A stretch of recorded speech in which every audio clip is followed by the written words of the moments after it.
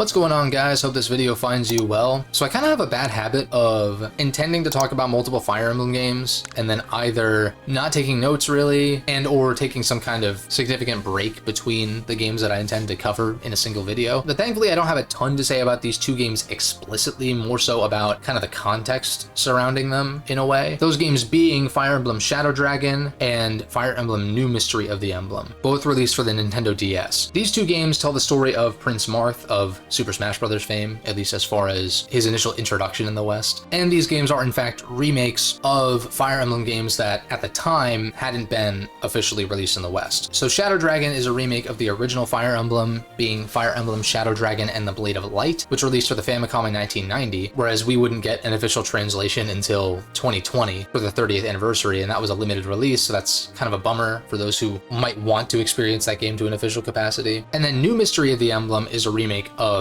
Mystery of the Emblem, which released for the Super Famicom in 1994. Now, both the original Mystery of the Emblem and the remake, being New Mystery, have never been officially localized in the West, which kind of leaves Marth's story incomplete, at least to an official capacity. Yes, there are fan translations and all that, of course, but it just seems weird that Marth is such an icon for Nintendo in some ways, or at least, he's been present in Smash since Melee. I guess the same could be said for Roy, since both of their stories haven't been told in full in the West, being that Binding Blade hasn't been officially localized, and the second half of Marth's story hasn't been officially localized. It's kind of odd. But I should say the original Mystery of the Emblem was split into two books, where the first book is kind of an abridged retelling of the first game, and then the second book is the bulk of the game, and the sequel to the first game, as it were. Whereas the remake, being New Mystery, is a remake specifically of Book 2, since Book 1 was already remade in the form of Shadow Dragon on the same system. And so in theory, you could play both DS games and get the full story of Marth. However, there is a pretty significant caveat to that when it comes to New Mystery of the Emblem. But I think first I want to talk about my experience with Marth's games, as it were, because I remember wishlisting Fire Emblem Shadow Dragon back when it was going to be new, because I was a Marth main back in Melee. I still like playing as Marth when I do jump into Smash, of course, but I kind of always felt this draw to Fire Emblem, even though I don't think I played a Fire Emblem game really until high school. I've talked somewhat about my experience, or at least exposure to some of these games prior to Shadow Dragon in my previous Fire Emblem videos, which I do recommend you check out. But I remember the main thing turning me off from getting Shadow Dragon when it initially released is that the battle animations are fucking hideous. And they're still hideous, but it's not something that hindered my enjoyment playing the game pretty recently, because I turned battle animations off. Although when you're fighting the final boss, it forces the battle animations to be there, and it looks so fucking horrendous. I don't want to harp on it too much, because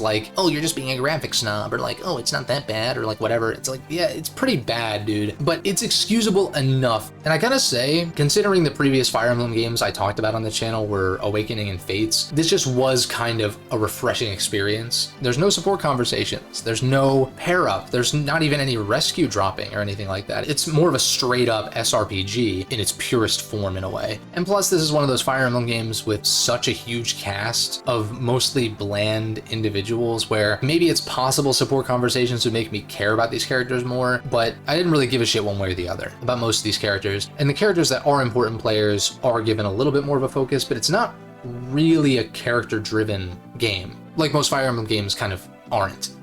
And I wouldn't call Shadow Dragon my favorite Fire Emblem by any means, but overall enjoyed my time with it. I played on hard too, and I played with a mod actually that includes the prologue in hard mode, because that is usually exclusive to normal mode, but I wanted kind of that story context and kind of that build up to the first official chapter, as it were.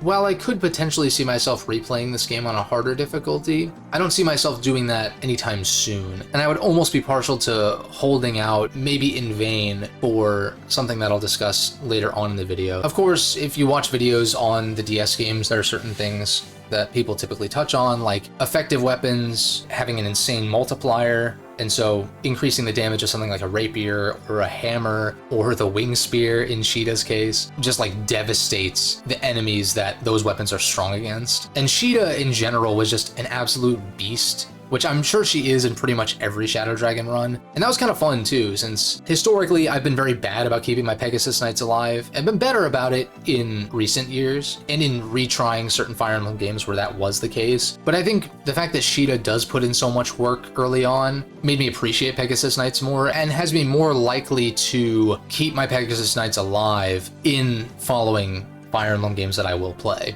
The other major gameplay thing that I really liked in the DS games in general were the save points that you can find on the map. Now, I'm not sure if these are present on all difficulties or if maybe there's fewer of them on the harder difficulties or whatever. But on hard 2, which is, again, the difficulty I played on, there were more often than not at least one, if not two, save points on the map, which I really, really liked, especially compared to the rewind feature that is present in the more recent Fire Emblem games. The only game of which I've played with that feature being Three Houses. I will be playing Echoes immediately after making this video, and I'll get into the whole time rewind discussion when I discuss Echoes, Three Houses, and Engage eventually. But I didn't mind it so much in Three Houses as kind of, at least for me, a one-off feature, even though it was in Echoes prior. But I feel like the map save points are kind of a better compromise to that, because I think the rewind can de-incentivize strategic play, and I think that, you know, it kind of lowers the stakes when it comes to the permadeath side of things as well. But at the same time, there definitely are maps in some of these games that are so grueling that it's nice to be able to safely make a dent in a map and be able to make a permanent save that you can reload from that point in the map, instead of having to, or not having to, but instead of feeling compelled to restart the entire map should you lose a key unit or whatever it might be.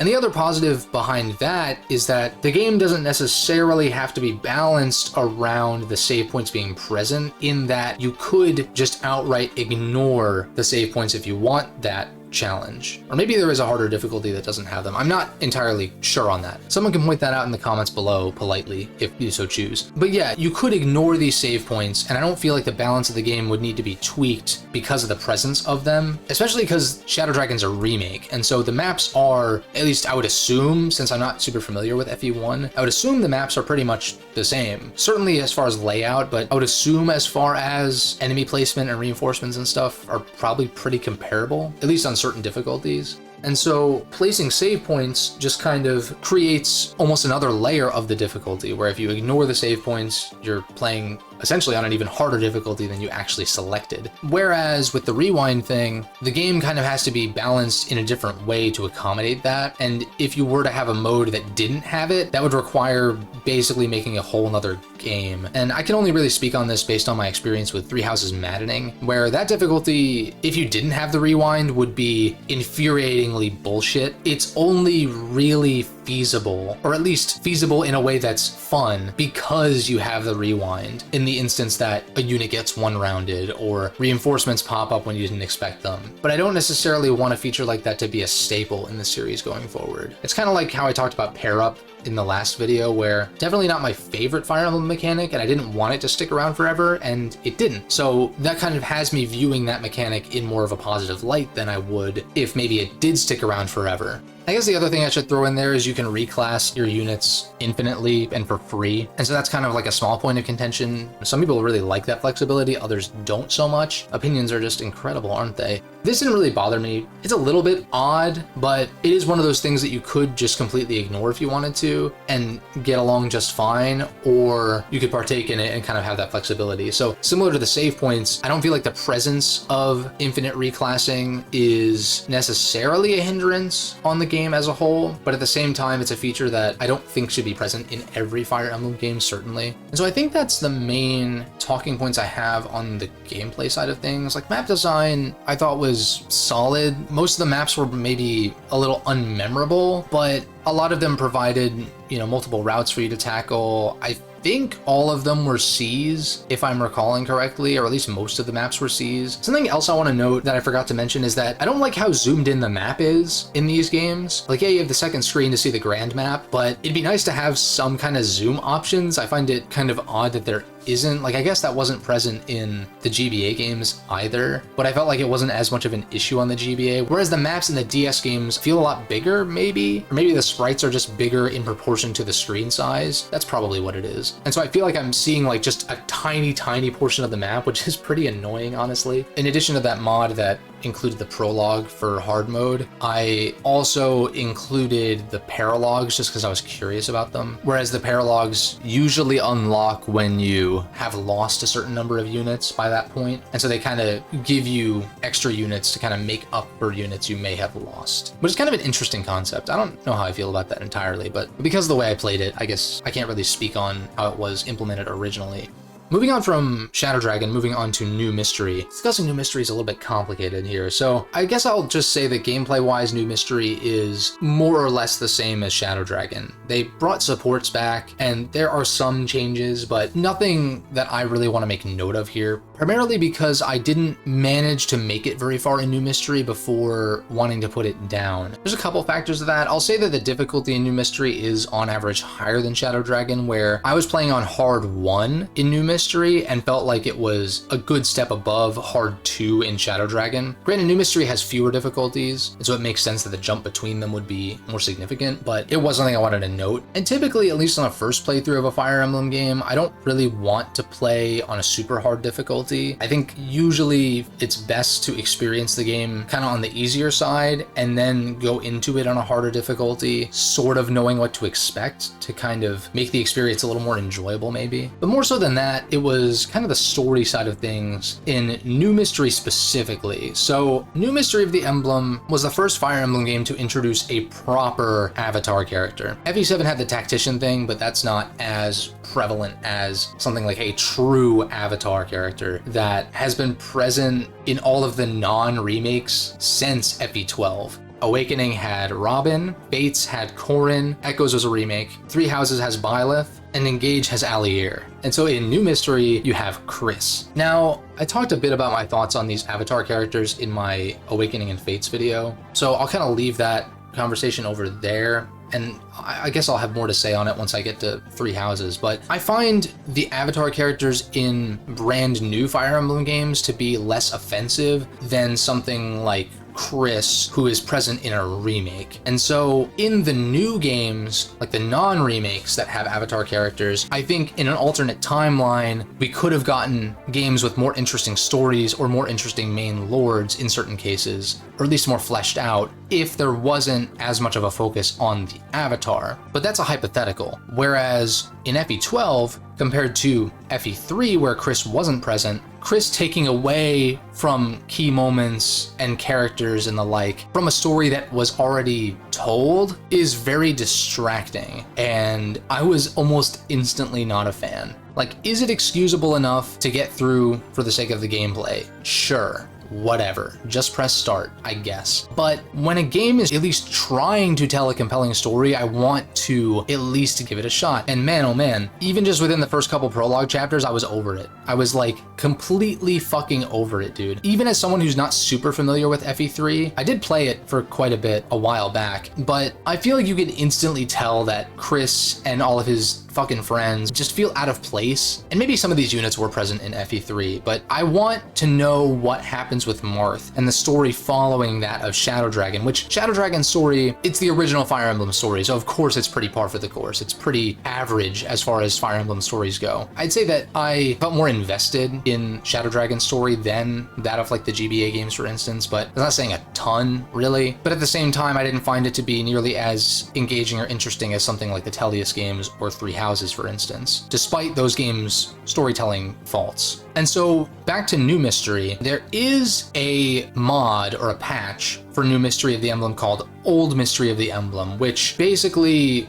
cuts out all the Chris stuff, at least as much as it can. Unfortunately, it can't be completely removed because that would kind of require just coding a whole new game, I would imagine. It does a decent job, and the main thing is that it replaces the script with that of the original FE3. And I was actually finding the story of FE3 in this case, or Book 2, as it was implemented into this mod, to be pretty interesting for a Fire Emblem story. I feel like Shadow Dragon, while very standard, kind of got a lot of that world setup and tropey, bland kind of stuff out of its system, which left Mystery of the Emblem open to tell a little bit more of an interesting story. And like, yeah, it wasn't gripping me as much as the games I mentioned earlier, but it certainly was more interesting than the more traditional kind of bland Fire Emblem stories, which are ever so prevalent in the series. It kind of had me thinking that it really is a shame that Book 2 of FE3 has never been officially localized, because I think it's kind of a neat follow-up to Shadow Dragon, and it has me thinking about the future of Marth's story and the Archanea games, not in the case of like a sequel, but while I do think that a genealogy of the Holy War remake is what's next as far as remakes are concerned, since none of the Jugdral story has been officially localized, whereas at least some of Marth's story has been localized, even if it's not the full thing, I do think at some point in the future it would be behoove of Intelligent Systems to make a full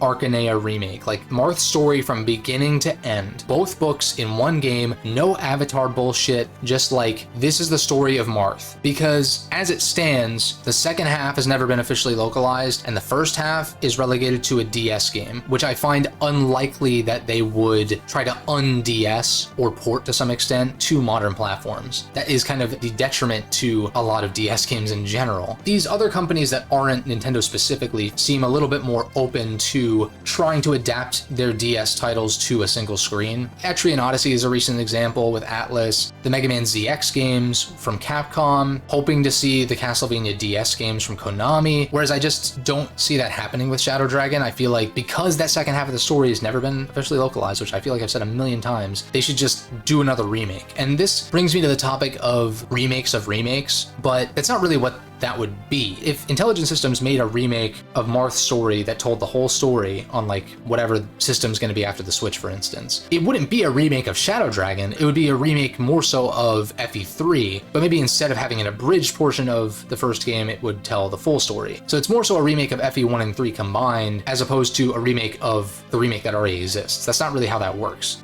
I think something like Echoes, which is stranded on the 3DS, it would be worth it to put in the effort to translate that game to a single screen system at some point and do more of like, I guess, a re-release or remaster of it as opposed to remaking it again. There's not really a reason to do that, especially because of how great Echoes seems to be. But when it comes to the DS game specifically, it just doesn't really make sense, I think, to just strictly port it or remaster or whatever because of all the points that I've made. And I only say that because I know remake culture is kind of annoying to some people, and I get that to an extent, but when it comes to Fire Emblem, I feel like it's kind of necessary just because so many of the earlier games weren't localized, right? The first 6 games weren't officially localized for a long time. And even then, we've only gotten the first game technically officially localized, whereas we've gotten, like I said, remakes of 1 and 2, but only 1 and 2. It's like we're still missing a decent amount of them officially, and yeah, there are fan translations and stuff, and that's a good way to experience it, but I also try to keep in mind that there's a lot of people who play games that either don't have the ability to or don't want to emulate to any extent. But I think if you have the means to emulate